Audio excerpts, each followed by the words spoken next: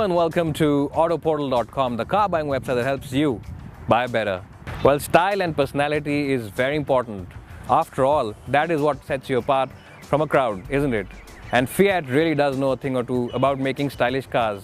And the Punto Evo is one of the most stylish cars in its segment and really does look very different and stands out from a crowd of premium hatchbacks.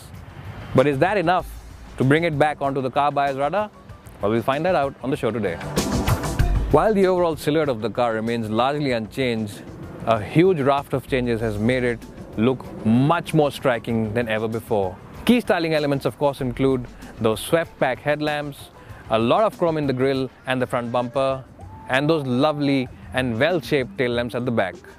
This car not only looks premium and stylish, it also has a lot of personality. Well, first things first, you cannot open this boot from the outside unless you have a key. So that's a bit of an irritant. But once you open it, you can forgive Fiat for that little bit of an oversight, because it is a very well-shaped boot. It's a very square boot, and what that means is that you can load it with the big cargo very easily. There's a little bit of suspension intrusion into it, but it's not really too much. And there's also a bit of a loading lip, but you can live with it. And we've loaded our camera bag in it to show you how spacious it is. And I reckon you can fit in another 5 of the same size into it.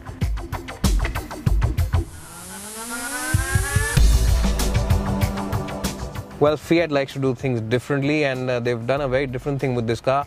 They've offered it an all-black cabin. Now what that really means is that this car feels very, very sporty and very premium on the inside. Unlike rivals which offer a lot of beige in their small cars, this car really dumps all that and goes in for an all-black, and this theme really does suit the personality of the Punto very well. It looks very sporty.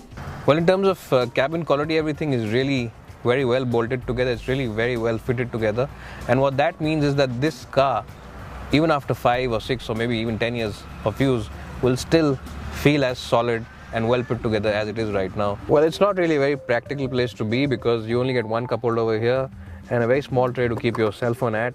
Well, there's also a storage space available right on top, which you can keep your coins and other knickknacks in.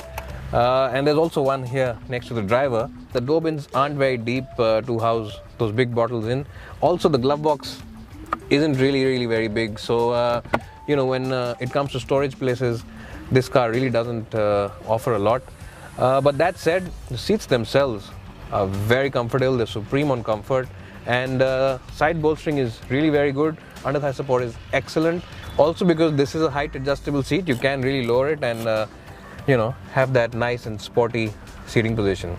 Well, because this is the top of the line version, it really does come with all the features. You get the obligatory climate control, you get stereo controls on the steering wheel, you also get Bluetooth connectivity for the stereo.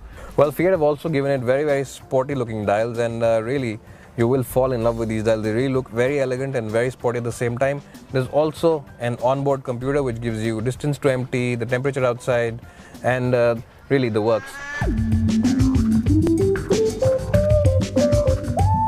Well, I'm in the back seat of the Punto Evo now, and as you can see, legroom is just about adequate, but I've got space to put my feet under the front seat, and headroom is just about adequate as well.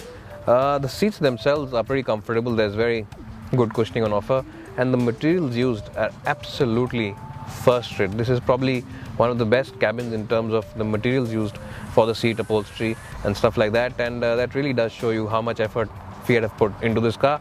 There's also a rear AC vent which really does have a decent throw of air, and the transmission tunnel is not really very high, so somebody sitting in the center has got space to stretch his legs at. Well, the Punto comes with this 1.3-litre diesel engine which I'm driving today. You of course get this in 2 states of tune. There's a 74 bhp version available, and there's a 90 bhp version available which I'm driving today. Well, this engine is very refined, and it's also decent in terms of responsiveness. It's responsive from around 1700-1800 RPM, and the mid-range is really very punchy. All you need to do is just drop a gear down and floor the accelerator, and progress is really very brisk and rapid. This cabin really does feel very, very calm and peaceful. In fact, passengers sitting in the rear seat will have a difficult time telling if it's a petrol or a diesel motor powering this car. But ride comfort is really very good. The car offers a very pliant ride, and it's very flat. The very flattish ride, which means that when you are pushing it on the highway, it feels very stable and reassuring. And even in the city, it takes away stings from most bad patchwork and pothole roads with minimum fuss. Well, this car really has a very communicative steering wheel, and that really makes it a very rewarding car for the keen driver. When you are pushing it in corners, there's very, very little body roll. The grip level from these tires is absolutely phenomenal, and that really does bode well for the driver's confidence. Well, if you're on the market for a premium hatchback which offers a very, very comfortable ride, solid build quality and posh interiors along with the punchy diesel engine, then look no further than the Fiat Punto standing here. Well, and if you want to know more about this car and its rivals, head to our website www.autoportal.com. If you want to have a look at its main rival, the VW Polo, click on this link above. If you want to know about its other rival, the Hyundai i20, click on this link below. And as always, don't forget to subscribe to our channel by clicking on this link below. It's bye for now, and hope to see you soon.